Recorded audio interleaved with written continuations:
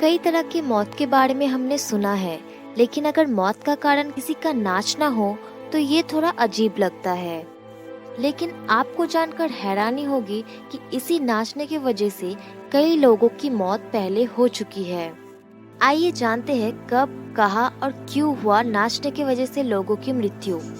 Video में अंत तक बने रहिए और अगर आप हमारे चैनल पर नए हैं तो प्लीज चैनल को सब्सक्राइब कर लीजिए और प्रेस कीजिए बेल आइकन को ताकि हमारा कोई भी अपडेट्स आपसे मिस ना हो सके।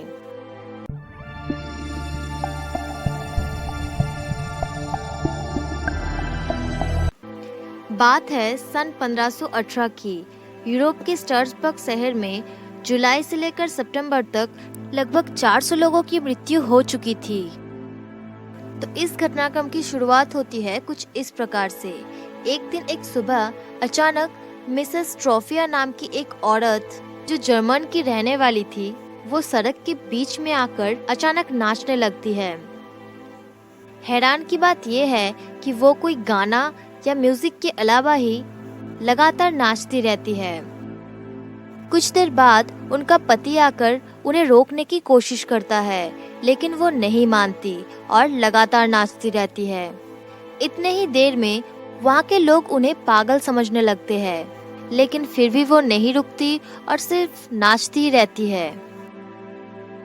ऐसे ही नाचते नाचते उनके पैर फूल जाते हैं और वो बेहोश हो जाती है।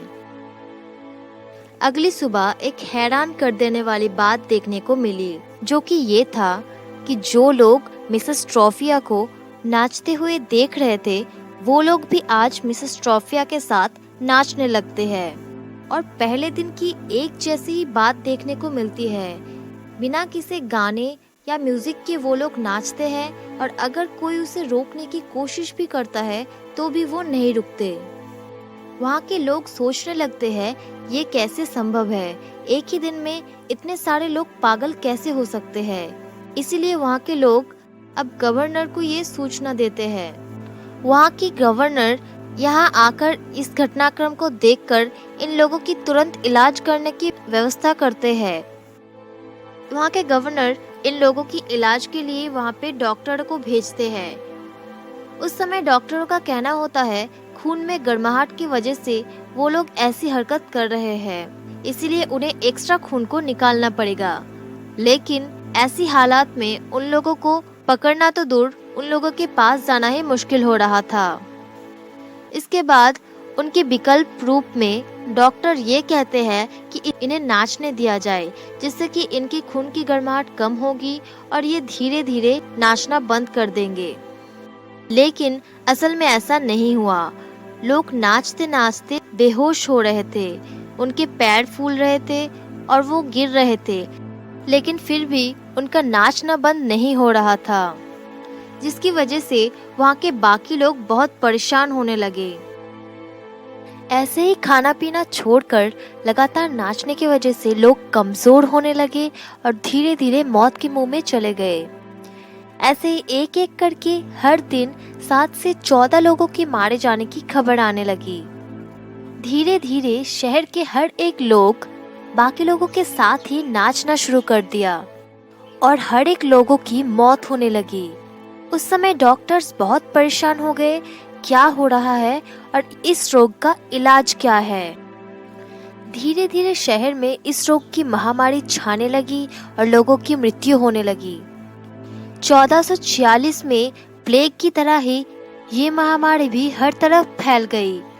इसलिए वहाँ के डॉक्टर्स इस रोग को द डांसिंग प्लेग के नाम से बुलाने लगे।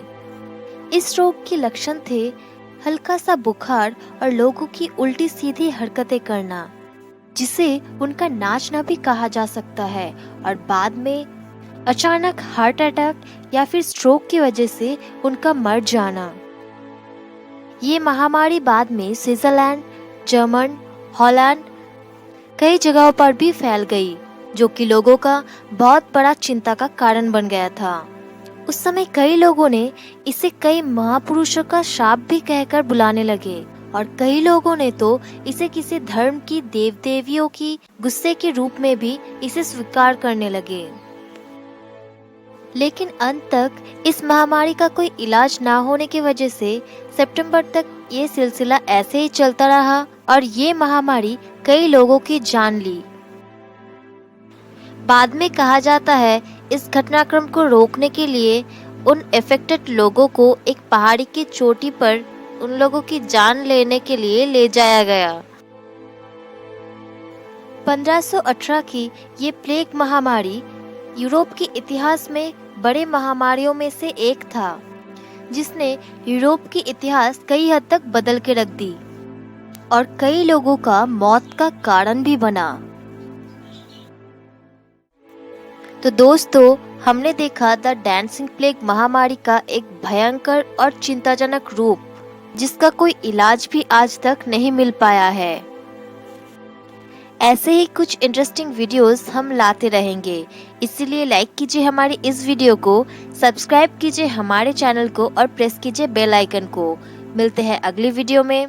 धन्यवाद।